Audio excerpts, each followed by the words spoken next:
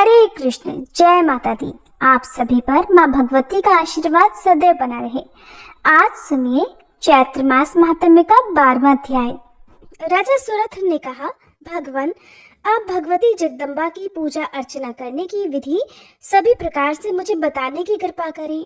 साथ ही पूजा विधि, होम विधि और मंत्र भी स्पष्ट करके बता दीजिए।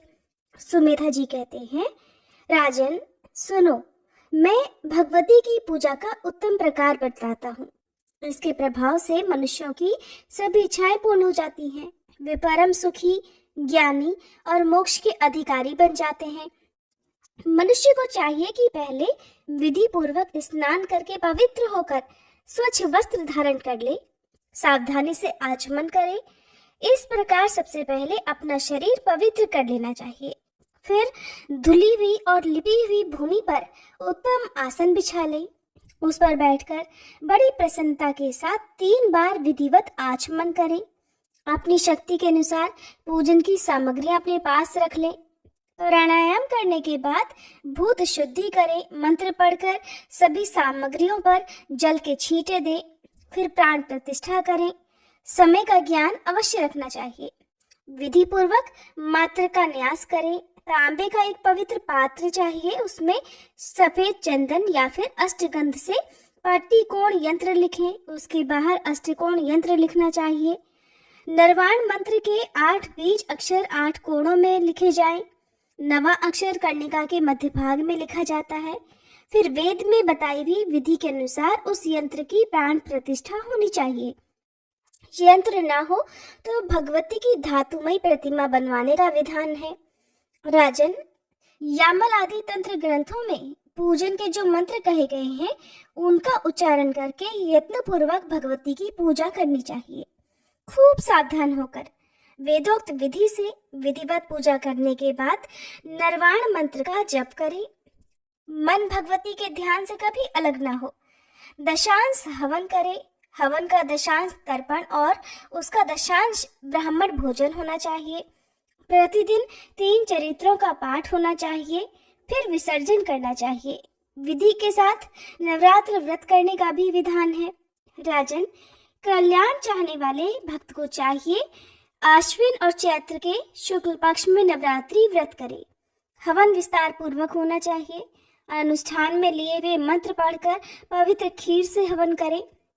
उस खीर में घी, चीनी और शहद मिला लेना चाहिए। उत्तम बिल्व पत्र से भी हवन होता है।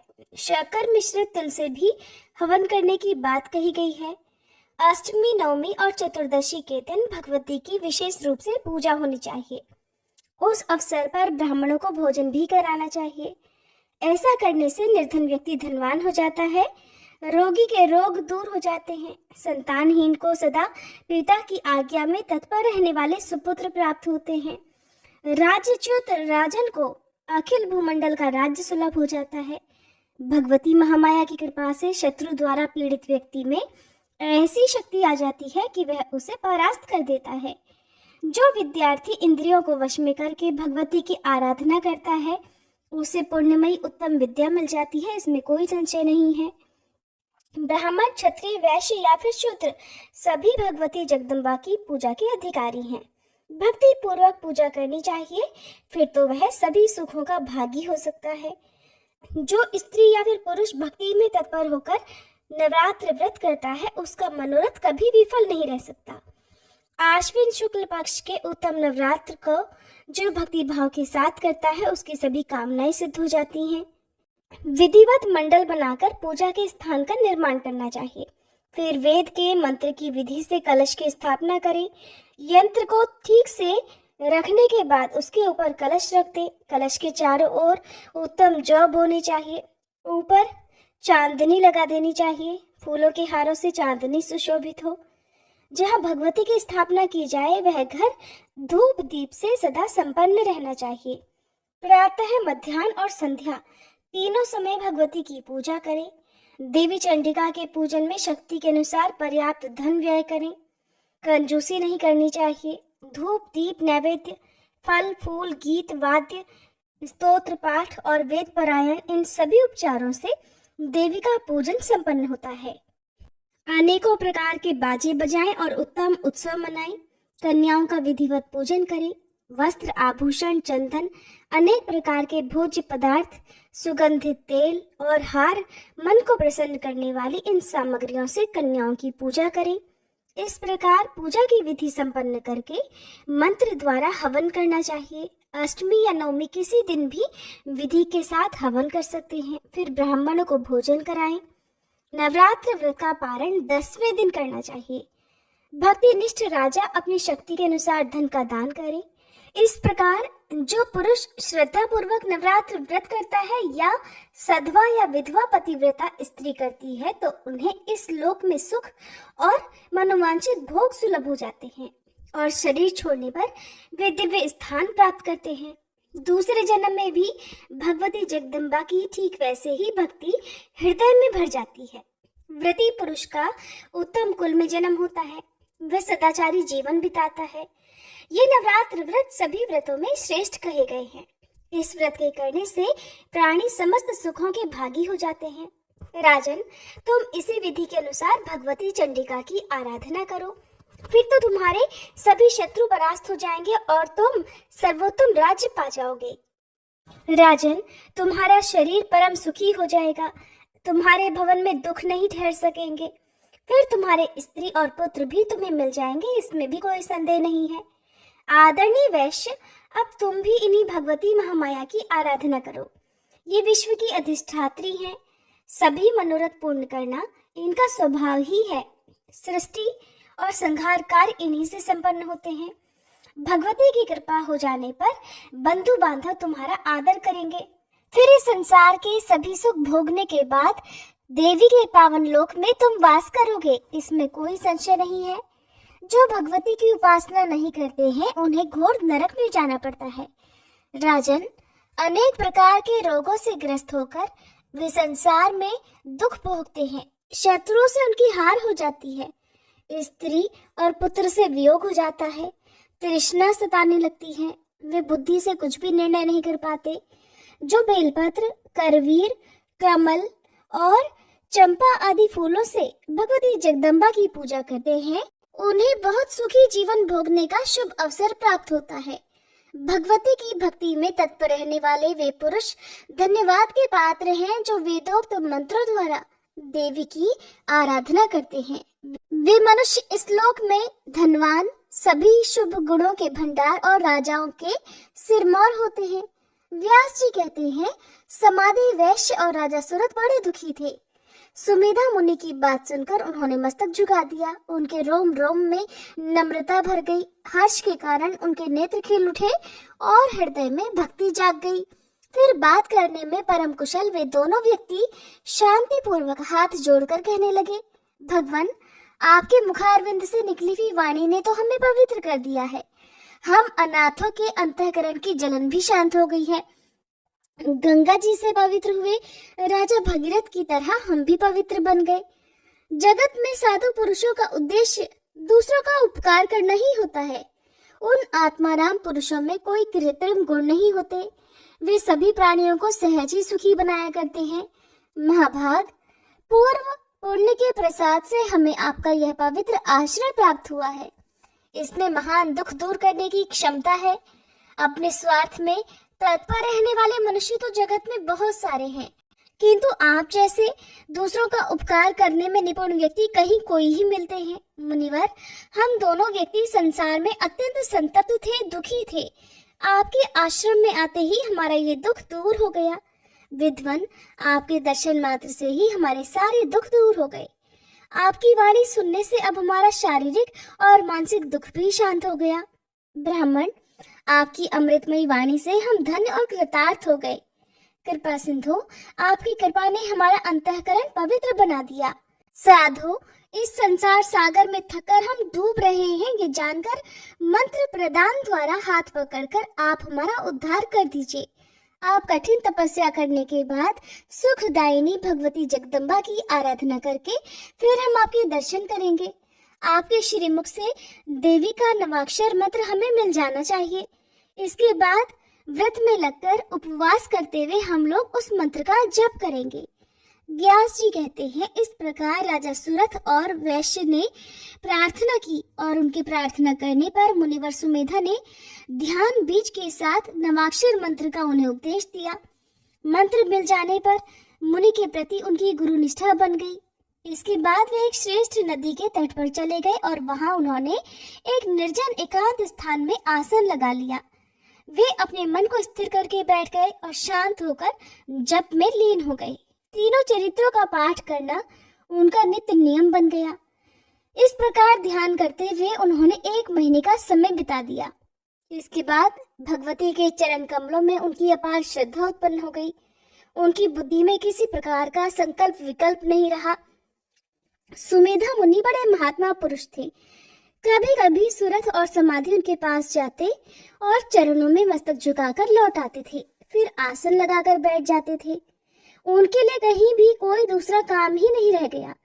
देवी के ध्यान में निरंतर लगे रहकर वे सदा मंत्र का जप किया करते थे। राजा ने इस प्रकार तपस्या करते हुए 1 वर्ष का समय पूरा हो गया। अब तक वे कुछ फल खा लेते थे, पर अब वे फल छोड़कर केवल सूखे पत्ते खाकर रहने लगे। यूं सूखे पत्ते खाकर राजा सुरथ और समाधि वैश्य ने 1 वर्ष तक कठिन तपस्या की। वे इंद्रियों को वश में करके जप और ध्यान में लीन रहते। 2 वर्ष की अवधि समाप्त हो जाने पर एक समय स्वप्न में भगवती जगदम्बा के मनोहर दर्शन उन्हें प्राप्त हुए।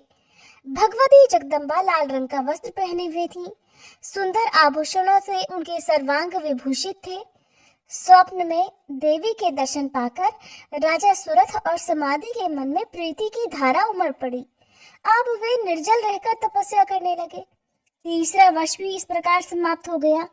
इस तरह 3 वर्ष तक तपस्या करने के बाद समाधि और राजा सुरथ का मन भगवती जगदम्बा का साक्षात दर्शन करने के लिए छटपटाने लगा। अब वे इस निर्णय पर पहुंचे कि देवी का प्रत्यक्ष दर्शन ही मनुष्यों को शांति प्रदान करने वाला है। हमें अगर वह नहीं मिला तो हम अत्यंत दुखी होकर शरीर का त्याग कर दें। ऐसा निश्चय करके कठिन तप करने पर भगवती ने राजा सुरथ और समाधि वैश्य को प्रत्यक्ष दर्शन भी दिए। उस समय वे अत्यंत दुखी थे और प्रीति के कारण उनका मन विक्षिप्त सा हो रहा था। तब दर्शन देकर देवी बोली, राजन, तुम्हारे मन में जो कुछ भी पाने की इच्छा हो वह मांगो। मैं तुम्हारी तपस्या से संतुष्ट हो गई हूँ। मैं समझ गई हूँ कि तुम मेरे भक्त हो। इसके बाद देवी ने समाधि वैश्य से कहा कि महामते, मैं प्रसन्न हो गई। तुम्हारे मन की क्या इच्छा है कहो, मैं अब उसे पूर्ण करने के लिए तत्पर हूँ। व्यास जी कहते हैं, देवी की बात सुनकर राजा सुरथ का सर्वांग प्रसन्नता से खिल उठा। उन्होंने कहा, अब आप बलपूर्वक मेरे शत्रु का वध करके उससे मेरा राज्य लौटाने की कृपा कीजिए। तब देवी ने राजा से कहा, राजन, अब तुम अपने घर लौट जाओ। तुम्हारे शत्रुओं की शक्ति समाप्त हो गई। अब वे पराजित होकर भाग जाएंगे। तुम्हारे मंत्री आकर खुद तुम्हारे पैरों पर गिरेंगे। महाभाग, तुम अपने नगर में जाकर सुखपूर्वक राज्य करो। राजन, 10,000 वर्ष तक अखिल भूमंडल का राज्य करने के बाद तुम्हारा ये शरीर शांत हो जाएगा। इसके बाद सूर्य के यहाँ उत्पन्न होकर तुम मनु के पद को प्राप्त करोगे। व्यास जी कहते हैं, उस समय पुण्यात्मा वैश्य ने हाथ जोड़कर देवी से कहा, देवी, मुझे घर, स्त्री और संपत्ति से कोई प्रयोजन नहीं। ये सभी मोह में डालने वाले, फंसाने वाले हैं। माते, आप तो मुझे बंधन से मुक्त करने वाला विशुद्ध ज्ञान प्रदान करने की कृपा करें। ये जगत असार है। मूर्ख और पामर जन ही इसमें फंसे रहते हैं। इसलिए तैरने की इच्छा वाले पंडित जनों के मन में इस संसार से विराग हो जाता है। व्यास जी कहते हैं, समाधि वैश्य ने भगवती महामाया के सामने खड़े होकर अपना मनोरथ प्रकट किया।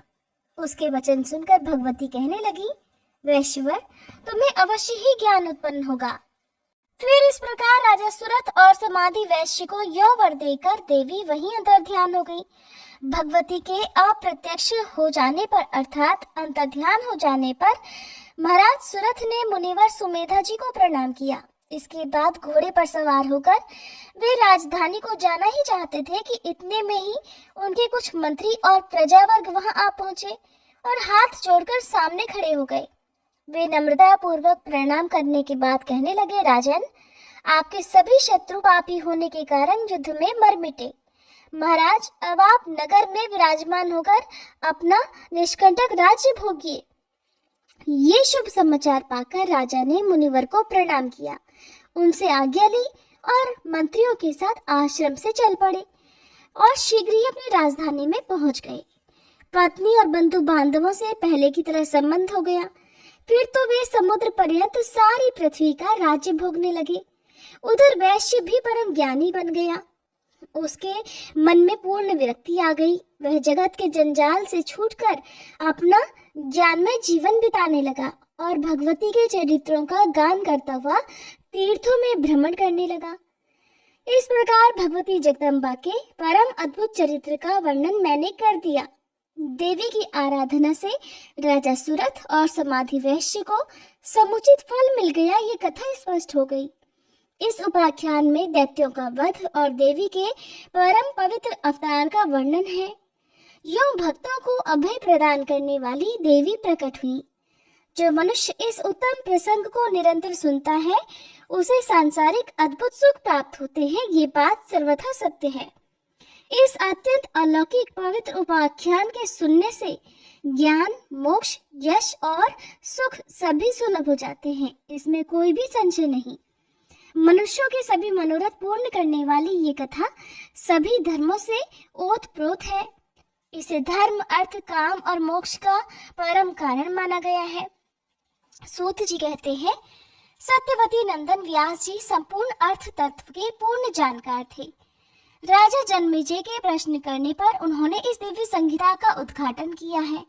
महाभाग व्यास जी बड़े दयालु थे। उनके प्रवचन में भगवती चंडिका का वह चरित्र स्पष्ट हो गया जो शुंभ के वध से संबंध रखता था। मुनिवरों, पुराणों की यह सार बात मैंने तुम्हें बतला दी। ऋषिगण कहने लगे, हे महाभाग सूत जी, वेद व्यास जी जिस कथा की रचयिता है उस पावन प्रसंग को स्पष्ट करने वाले आपके ये अमृतमय वचन बड़े ही मधुर हैं। इन्हें पीकर हम अभी तृप्त ही नहीं हुए, इसलिए इस पौराणिक पवित्र कथा को हम पुनः आपसे पूछना चाहते हैं। इसे सुनने से सभी पाप नष्ट हो जाते हैं। महर्षि, सुना है वृतासुर नाम का एक प्रतापी असुर था। उसके पिता त्वष्टा थे। महात्मा इंद्र ने युद्ध में उसे क्यों मार डाला? त्वष्टा देव वर्ग के सदस्य थे। उन्हीं का अत्यंत शूरवीर पुत्र वृतासुर था। ब्राह्मण वंश में उसकी उत्पत्ति हुई थी और उसके शरीर में अथाह बल था। इंद्र के हाथ उसका वध होने का क्या कारण है? देवराज इंद्र ने छल करके जल फेन द्वारा उसका वध कर दिया। इसका क्या कारण था और ऐसा क्यों किया गया? उस समय ब्राह्मण की हत्या से उत्पन्न पाप इंद्र को लगा या नहीं? और एक दूसरी बात ये भी है, आप बहुत पहले कह चुके हैं कि देवी ने वृत्तासुर का वध किया है। इसमें ये क्या रहस्य है? श्री सूत जी कहने लगे, हे मुनिगण, वृत्तासुर के वध से संबंध रखने वाला ये प्रसंग कहता हूँ, ध्यान पूर्वक सुनो। ब्रह्म हत्या से उत्पन्न दुख जिस प्रकार इंद्र को भोगना पड़ा था वह विषय भी इसमें आ जाएगा। प्राचीन समय में राजा जन्मेजय ने भी सत्यवती नंदन व्यास जी से ऐसा ही प्रश्न किया था। उस समय उन्होंने उनसे जो कुछ बताया वही मैं अब बतला रहा हूँ। जन्मेजय ने पूछा, मुने, इंद्र ने वृत्तासुर का वध किया, ये प्राचीन कथा है। फिर उस दैत्य को देवी ने कैसे मारा? किस कारण इस कार्य में देवी की प्रवृत्ति हुई? मुनिवर, एक ही वृत्तासुर के विनाशक तो कैसे हो गए? इस प्रसंग को मैं सुनना चाहता हूँ। मुने, आप भगवती जगदम्बा का ऐश्वर्य जो वृत्तासुर के वध से संबंध रखता है बताने की कृपा करें। तब व्यास जी कहने लगे, राजन, तुम धन्य हो, तुम महान यशस्वी हो, क्योंकि प्रतिदिन कथा के प्रति तुम्हारे मन में भक्ति का प्रवाह बढ़ता रहता है। जब श्रोता प्रसन्न होकर कथा सुनने में तत्पर रहते हैं तभी कथा सुनाने वाले प्रसन्न होकर स्पष्ट भाषण कथा कहते हैं। प्राचीन समय में वृत्तासुर और देवराज इंद्र का युद्ध हुआ था। वृत्तासुर को शत्रु मानकर इंद्र ने उसे मार डाला। इससे उन्हें महान क्लेश उठाने पड़े। राजन, इंद्र ने कपट वेश बनाया तब वृत्तासुर की मृत्यु हुई। इस विषय में कोई आश्चर्य नहीं करना चाहिए, क्योंकि भगवती महामाया के प्रभाव से मुनियों की बुद्धि भी कुंठित हो जाती है। सत्व मूर्ति भगवान विष्णु माया फैलाकर दैत्यों को निरंतर मारा करते हैं। फिर उनके सिवा दूसरा कौन है जो जगत को मोहित करने वाली भगवती महामाया को मन से भी जीत सके? इन्हीं महामाया की प्रेरणा से श्री हरि मत्स्य आदि योनियों में प्रकट होते रहते हैं। हजारों युगों की यही स्थिति है। ये शरीर, धन, घर, बांधव, पुत्र और स्त्री सब मेरे हैं, इस प्रकार के मोह में पड़कर सभी प्राणी पुण्य और पाप में कर्मों में रचे बसे रहते हैं, क्योंकि अपार गुण वाली महामाया सबको मोहित किए हुए है। कभी कोई भी मनुष्य इस माया को मिटा नहीं सकता, और इसी माया के प्रभाव से महान देवता भी अपना उद्देश्य सिद्ध करने के लिए छल पूर्वक वृत्तासुर को मारने में तत्पर हो गए।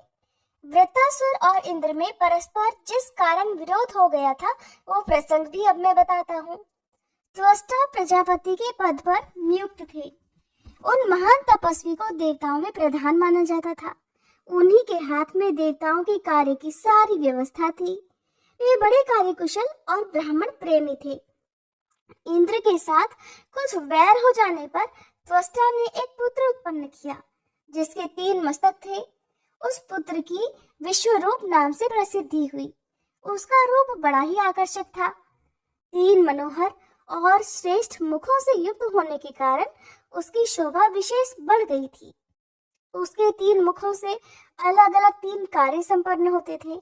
वह एक मुख से वेद का पाठ करता था, दूसरे मुख से मधुपान करता था और तीसरे से एक ही साथ संपूर्ण दिशाओं का निरीक्षण करता था।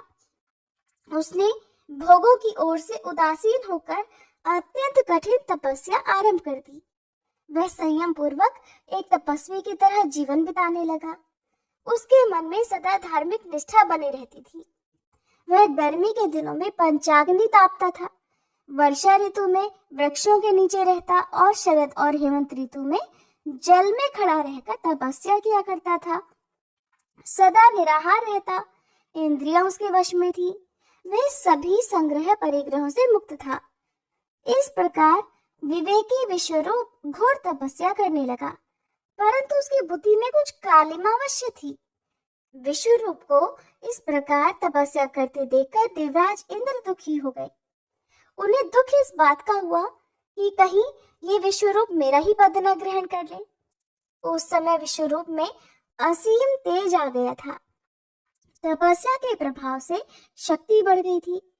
उस सत्यवादी को देखकर देवराज इंद्र अत्यंत चिंता करने लगे। सोचा, इतना आगे बढ़ा हुआ यह त्रिशर मेरा अस्तित्व ही मिटा देगा। विद्वानों का कहना है कि बढ़ते हुए पराक्रमी शत्रु की कभी उपेक्षा नहीं करनी चाहिए, इसलिए इसकी तपस्या नष्ट करने के लिए मुझे कोई उपाय करना बड़ा आवश्यक है। कामदेव तप का शत्रु है।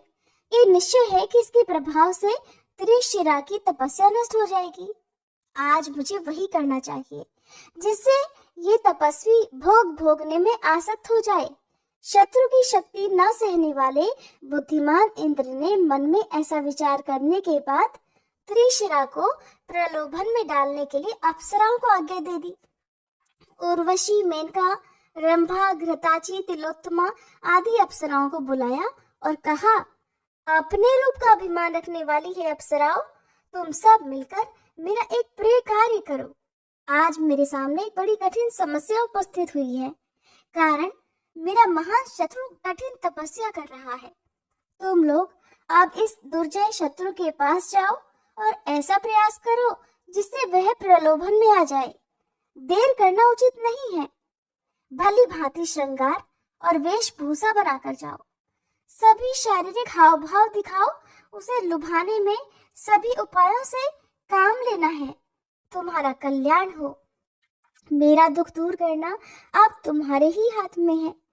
असीम भाग्यशाली अप्सराओं, त्रिशिरा का तपोबल जानकर मेरे शरीर में दुर्बलता आ गई है।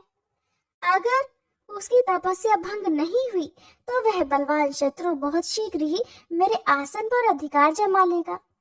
आज इस कठिन कार्य के उपस्थित होने पर तुम सबको मिलकर मेरी सहायता करनी चाहिए। देवराज इंद्र की ऐसी बातें सुनकर अप्सराएं नतमस्तक होकर बोल उठी, देवेश आप निर्भय रहें, त्रिशिरा को लुभाने के लिए हम पर्याप्त प्रयास करेंगी। जिस किसी भी प्रकार से उसके द्वारा भय ना पहुंचे वैसा ही हमारा प्रयास होगा। उस मुनि को लुभाने में नाचने गाने विहरने की सारी विधियां की जाएंगी। विभो, अपनी भाव भंगिमा और कटाक्षों से मोहित करके हम उसे अपने वश में कर लेंगे। फिर तो वह लोलुप होकर हमारे जंगल में फंस जाएगा और इस प्रकार उसकी तपस्या भंग हो जाएगी। व्यास जी कहते हैं, इस प्रकार इंद्र से कहकर वे अप्सराएं त्रिशिरा के पास गईं। त्रिशिरा मुनि के सामने उपस्थित होकर वे अनेक प्रकार के ताल बजाकर स्वर सहित गाने लगी। उन्होंने मनोहर नृत्य आरंभ कर दिया। उस समय उस मुनि को लुभाने के लिए उन अप्सराओं ने तरह तरह के भावों का प्रदर्शन किया, किंतु उनकी विडंबना पर त्रिशिरा मुनि की दृष्टि बिल्कुल भी उन पर नहीं पड़ी। वह तपस्या का भंडार बन गया था। उसने इंद्रियों पर विजय पा ली थी। वह गूंगे और बहरे की तरह अविचल भाव से तपस्या में लीन बैठा रहा। अत्यंत मोह में डालने वाले अनेक प्रपंच करने और नाचने गाने में तत्पर वे अप्सराएं कुछ दिनों तक त्रिशिरा मुनि के आश्रम में ही रहीं। परंतु जब वह मुनि ध्यान से विचलित नहीं हो सका, तब वे लौटकर इंद्र के पास आ गईं। अब वे थक गई थी। उनके मन में निराशा छा गई थी। भय से उनका कलेजा कांप रहा था। मुख पर म्लानता छाई हुई थी। वे सभी स्त्रियां हाथ जोड़कर देवराज से कहने लगी, महाराज, हे देवेश्वर, हमने बहुत प्रयास किया, किंतु वह दुर्धर्ष तपस्वी अपने धैर्य से जरा भी विचलित नहीं हो सका। हे देवराज, अब आपको सर्वथा किसी दूसरे उपाय का अनुसरण करना चाहिए। ये तपस्वी तो जितेंद्रिय है, उसके सामने हमारा बल कुछ भी काम नहीं कर सका। वह मुनि कोई महान पुरुष है। वह ताप के प्रभाव से अग्नि के समान तेजस्वी हो गया है। सौभाग्यवश उसके द्वारा शापित होने से हम सभी बच गई हैं। इसके बाद खोटी बुद्धि वाले इंद्र ने अप्सराओं को विदा कर दिया और स्वयं चिंता में पड़ गए। त्रिशिरा किस उपाय से मारा जाएगा, बस यही उनकी चिंता का विषय था। उनके मन में बहुत पहले से यह घृणित बात खटक रही थी। राजन, लोक लज्जा और पाप से होने वाले महान भय की कुछ भी परवाह न करके उसे मारने के लिए इंद्र बुरे विचारों में लीन रहे। व्यास जी कहते हैं, उस समय देवराज इंद्र लोभाविष्ट होने के कारण घृणित विचार वाले हो गए थे। ऐरावत पर सवार होकर वे त्रिशिरा मुनि के पास खुद गए। वहां जाने पर उन्हें अमित पराक्रमी वह मुनि दिखाई पड़ा। वह स्थिर आसन लगाकर बैठा हुआ था। वाणी उसके अधीन थी। वह ध्यान मग्न होकर तपस्या कर रहा था। तेज के कारण सूर्य और अग्नि के साथ उसकी तुलना हो रही थी। उसे देखकर इंद्र के मन में अत्यंत खेद उत्पन्न हो गया। सोचा, अहो, इस मुनि को मारने में मैं कैसे सफल हो सकूंगा। निश्चय ही ये तो परम धर्मात्मा है। तपोबल से इसकी कांति चमक रही है, लेकिन मेरे आसन पर अधिकार जमाने की इच्छा वाले इस शत्रु की अब उपेक्षा भी तो कैसे की जा सकती है। जो विचार करने के बाद देवगणों के अध्यक्ष इंद्र ने स्वयं अपना सर्वोत्तम वज्रास्त्र, जो सूर्य और चंद्रमा के समान प्रकाश फैला रहा था, त्रिशिरा मुनि पर चला दिया।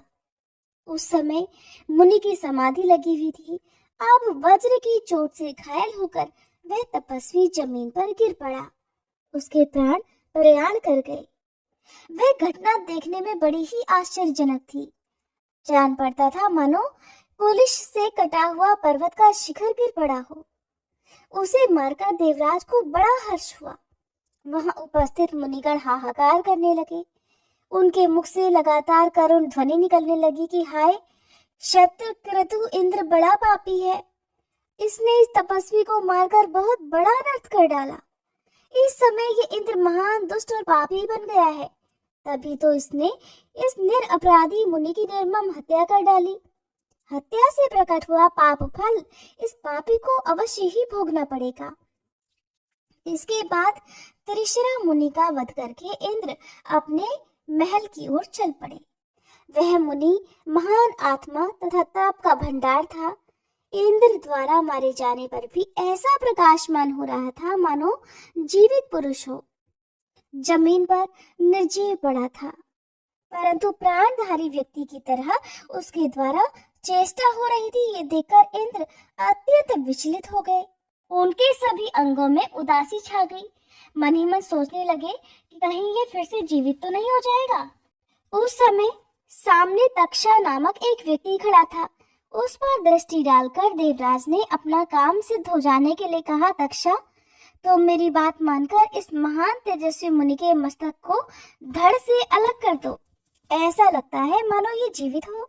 ऐसा प्रयास करो कि ये जी न सके। इंद्र की बात सुनकर उन्हें निंद सिद्ध करते हुए तक्षा कहने लगा, इस मुनि का कंधा बड़ा विशाल प्रतीत हो रहा है। देवराज, मेरी कुल्हाड़ी उसे नहीं मार सकेगी, फिर मैं इस घृणित कार्य में प्रवृत्त भी नहीं होऊंगा। तुमने ये अत्यंत निंदित कर्म किया है। अच्छे पुरुषों ने ऐसे कार्य की घोर निंदा की है। जो मरा हुआ है उसे पुनः मारने में केवल पाप का भागी ही होना पड़ता है। मैं इस पाप से बहुत डरता हूँ।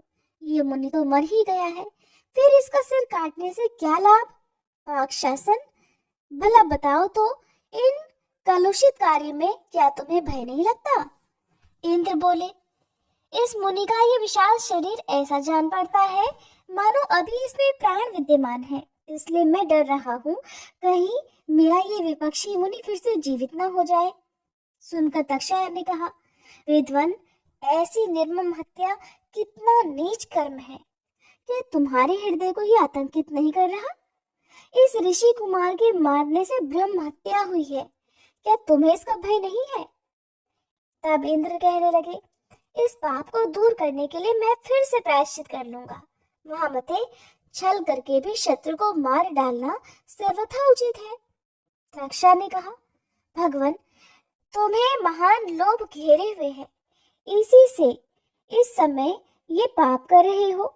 किंतु विभो, भला बताओ कि तुम्हारे सिवा मैं इस नीच कर्म में सम्मिलित क्यों हूँ? तब देवराज कहने लगे, अब से सदा के लिए मैं निश्चय कर देता हूँ कि समस्त यज्ञों में मैं तुम्हें भी भाग दूंगा। यज्ञ करते समय मनुष्य तुम्हें बलि चढ़ाया करेंगे। तुम्हारे लिए यह मूल्य निर्धारित हो गया। इसके बदले में त्रिशिरा के मस्तकों को काटकर तुम मेरा बस ये प्रिय कार्य कर दो। व्यास जी कहते हैं, राजन, इंद्र की ये बात सुनकर तक्षा के मन में भी लोभ आ गया, और लोभ तो सभी पापों का मूल है ही। फिर तो उसने मजबूत कुल्हाड़ी उठाई और उससे त्रिशिरा के मस्तक धड़ से अलग कर दिए। उन तीनों मस्तकों के कटकर जमीन पर गिरते ही तुरंत उनसे हजारों पक्षियों का जन्म हो गया। उस अवसर पर मुनि के मुख से गौरैया, कबूतर और तीतर आदि पक्षीगण अलग अलग उत्पन्न हो गए। ऋषिरा मुनि जिस मुख से वेद का स्वाध्याय करता और सोमरस पीता था, उससे तुरंत कबूतर निकल आए। सोमरस पीते समय सभी दिशाओं पर दृष्टिपात करने के लिए जिस मुख से काम लिया करता था, उससे अत्यंत चमकीले तेतर उत्पन्न हो गए। मधु पीने वाले मुख से गौरैयों की उत्पत्ति हो गई। राजन, इस प्रकार त्रिशिरा से इन पक्षियों का प्रादुर्भाव हुआ है। राजन, त्रिशिरा के मस्तक से इस प्रकार पक्षी निकल गए, ये देखकर इंद्र के मन में बड़ी प्रसन्नता हुई। फिर वे प्रसन्नता पूर्वक स्वर्ग को सिधार गए। उनके चले जाने पर भी तक्षा तुरंत वहां से अपने घर चल दिया। राजन, यज्ञ में भाग पाने का अधिकार मिलने से उसका मन बड़ा प्रसन्न था। महान पराक्रमी शत्रु मार डाला गया, ये समझकर इंद्र भी भवन पर पहुंचे और अपने आप को कृतकृत्य मानने लगे। ब्रह्मत्या की उन्हें कुछ भी चिंता नहीं हुई। उधर त्वष्टा ने जब सुना कि मेरा परम धार्मिक पुत्र मार डाला गया, तब उनके मन में क्रोध की सीमा नहीं रही। उन्होंने ये कहा कि मेरा पुत्र एक पुण्यात्मा मुनि था और जिसके द्वारा वह मारा गया है, उससे बदला अवश्य लेना है। इसलिए उसके वध के लिए मैं पुनः पुत्र उत्पन्न करूंगा। अब देवता मेरा पराक्रम और तपोबल देखें। जय माता दी। आज का अध्याय समाप्त हुआ। इससे आगे की कथाएं आप सभी आने वाले अध्याय में सुनिएगा। तो आइए दोस्तों, अब हम सीता नितनेम की कहानी सुनते हैं, जिसे सीता माता कहती थी और प्रभु श्री राम सुना करते थे।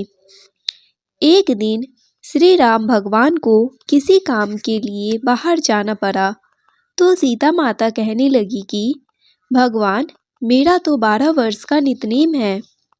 अब आप बाहर जाएंगे तो मैं अपनी कहानी किसे सुनाऊंगी। तब श्री राम ने कहा कि सीते, आप कुएं की पाल पर जाकर बैठ जाना और वहां पर जो भी औरतें पानी भरने आएंगी उन्हें अपनी कहानी सुना दिया करना। सीता माता कुएं की पाल पर जाकर बैठ गई। तभी एक स्त्री आई। उसने रेशम की जड़ी की साड़ी पहन रखी थी और सोने का घड़ा ले रखा था। सीता माता उसे देखकर कहने लगी, बहन, मेरा 12 वर्ष का नितनेम सुन लो। पर वह स्त्री बोली कि मैं तुम्हारा नितनेम सुनूंगी तो मुझे तो घर जाने में देर हो जाएगी और मेरी सासू मुझसे झगड़ा करेगी। इसलिए उसने कहानी नहीं सुनी और अपने घर चली गई। लेकिन उसके घर जाते ही उसकी रेशम जड़ी की साड़ी फट गई। सोने का घड़ा मिट्टी के घड़े में बदल गया। सासू ने देखा तो पूछा, अरे बहू, यह किसका दोष लेकर अपने सिर आ गई है। बहू बोली, माँ जी, कुएं पर एक औरत बैठी थी। उसने अपनी कहानी सुनने के लिए कहा, लेकिन मैंने नहीं सुनी। शायद उसी का यह फल मुझे मिला है। बहू की बात सुनकर अगले दिन वही साड़ी और वही घड़ा लेकर सास कुएं की पाल पर गई। सास को वहीं पर सीता माता बैठी मिली तो माता सीता ने कहा, बहन, मेरी कहानी सुन लीजिए। सासू बोली, एक बार छोड़, मैं तो 4 बार कहानी सुन लूंगी। तब सीता माता बोली, राम आए, लक्ष्मण आए, देश के पुजारी आए, नित नीम का नीम लाए। आओ राम, बैठो राम, तभी रसोई जीमो राम। माखन मिश्री खाओ राम, दूध बतासा पियो राम। सुत के पल का मोठो राम, साल दुसाला पोठो राम, साल दुसाला ओढ़ो राम। जब बोलूं राम ही राम, राम सवारे सबके काम। खाली घर भंडार भरेंगे, सबका बेड़ा पार करेंगे। बोलो श्री राम, जय राम, जय जय राम। सासू बोली, बहन, कहानी तो बहुत अच्छी लगी। फिर कहानी सुनकर सासू घर चली गई और उसकी साड़ी फिर से रेशम जरी की बन गई। मिट्टी का घड़ा फिर वापस से सोने के घड़े में बदल गया। बहू ने देखा तो कहने लगी, सासू माँ, आपने यह सब कैसे किया। सासू बोली, बहू, तू दोष लगाकर आई थी और मैं अब दोष उतार कर आ रही हूँ। बहू ने पूछा कि माँ जी, वह कुएं वाली स्त्री कौन है। सासू ने बताया कि वह तो सीता माता थी। वह पुराने से नया कर देती है, खाली घर में भंडार भर देती है। वह लक्ष्मी जी का वास घर में कर देती है और मनुष्य की जो भी इच्छा हो उसे पूर्ण कर देती है। बहू बोली, माँ जी, फिर तो ऐसी कहानी मुझे भी सुना दो। सासू बोली कि ठीक है, तुम भी सुनो। फिर सास ने कहानी शुरू की। राम आए, लक्ष्मण आए, देश के पुजारी आए, नित नेम का नेम लाए। आओ राम, बैठो राम, तभी रसोई जीमो राम। माखन मिश्री खाओ राम, दूध बतासा पियो राम। सुत के पल का मोठो राम, साल दुसाला पोठो राम, साल दुसाला ओढ़ो राम। जब बोलूं राम ही राम, राम सवारे सबके काम। खाली घर भंडार भरेंगे, सबका बेड़ा पार करेंगे। बोलो श्री राम, जय राम, जय जय राम। कहानी सुनकर बहू बोली, माँ जी, कहानी तो बहुत अच्छी है। सासू ने कहा, ठीक है, अब से हम इस कहानी को रोज किया करेंगे। अब सास बहू रोज सवेरे उठती, नहाती धोती और पूजा करने के बाद नितनेम की सीता माता की कहानी कहती।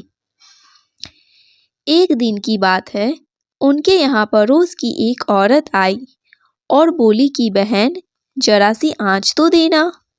तो वह बहू बोली कि आँच तो अभी हमने जलाई नहीं है। पड़ोसन बोली तो फिर तुम सुबह 4 बजे से उठकर क्या कर रही हो? तो उन्होंने कहा कि हम तो सुबह सुबह उठकर पूजा करते हैं, फिर सीता माता की कहानी करते हैं। पड़ोसन ने उनकी बात सुनकर फिर कहा कि सीता माता की कहानी कहने से तुम्हें क्या मिला? तब वे दोनों बोली कि सीता माता की कहानी कहने से घर में भंडार भर जाते हैं, सारे काम पूर्ण हो जाते हैं, मन की इच्छा भी पूरी होती है। पड़ोसन ने कहा, बहन अगर ऐसा है तब तो फिर मुझे भी कहानी सुना दो। तब बहू बोली कि ठीक है, तुम भी यह कहानी सुन लो। राम आए लक्ष्मण आए, देश के पुजारी आए, नित नीम का नीम लाए, आओ राम बैठो राम, तपी रसोई जीमो राम, माखन मिश्री खाओ राम, दूध बतासा पियो राम, सुध के बल का मोठो राम, साल दुसाला पोठो राम, साल दुसाला ओढ़ो राम। जब बोलूं राम ही राम, राम सवारे सबके काम, खाली घर भंडार भरेंगे, सबका बेड़ा पार करेंगे। श्री राम जय जय राम। पड़ोसन ने इस कहानी को सुना तो कहने लगी, बहन कहानी तो बहुत अच्छी लगी। अब वह पड़ोसन भी नितनेम सीता माता की कहानी कहने लगी। कहानी कहने से सीता माता ने पड़ोसन के भी धन के भंडार भर दिए। देखते ही देखते अब तो पूरे मोहल्ले में नितनेम की कथा चल पड़ी और हर किसी की मनोकामना पूर्ण होने लगी। हे सीता माता, जैसे आपने उन सभी के भंडार भरे, वैसे हमारे भी भरना। कहानी कहने वाले, सुनने वाले और हुंकार भरने वाले सबके भरना। सभी प्रेम से बोलिए सीता मैया की जय। बंसी शोभित कर मधुर नील जलद तन श्याम, अरुण अधर जनु बिंब फल नयन कमल अभिराम, पूर्ण इंद्र अरविंद मुख पीतांबर शुभ साज, जय मनमोहन मदन छवि कृष्ण चंद्र महाराज। जय यदुनंदन जय जगवंदन, जय वासुदेव देवकी नंदन, जय यशोदा सुत नंदन दुलारे, जय प्रभु भक्तन के सतहतारे, जय नट नागर नागन थैया, कृष्ण कन्हैया धेनु चरैया, पुनि नख पर परुपु गिरिवर धारो, आओ दिनन कष्ट निवारो, आओ दिनन कष्ट निवारो, वंशी मधुर अधर धरि टेरो, होवे पूर्ण विनय यह मेरो, होवे पूर्ण विनय यह मेरो, आओ हरि पुनि माखन चाखो, आज लाज भारत की राखो, गोल कपोल चिंबुक अरुणारे, मृदु मुस्कान मोहिनी डारे, मृदु मुस्कान मोहिनी डारे, रंजित राजीव नयन विशाला, मोर मुकुट वेजंती माला, कुंडल श्रवण पीत पट आछे, कटि किंकिनी काछ निकाछे,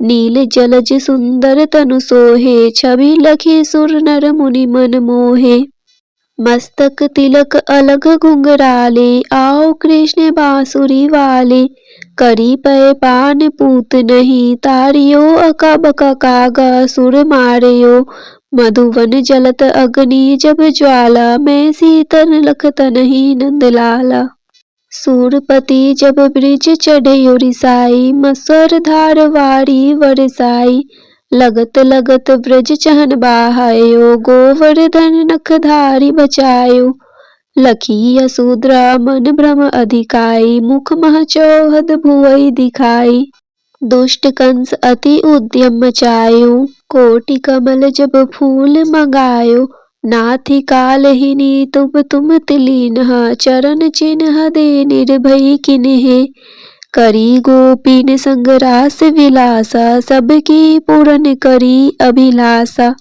कीतिक महा असुर संहारयो, कंस ही केस पकड़ी दे मारयो, मात पिता की बंदई छुड़ाई, उग्रसेन कह राज दिलाई, वहीं से मृतक छयो सुत लायो, मातु देव की शोक मिटायो।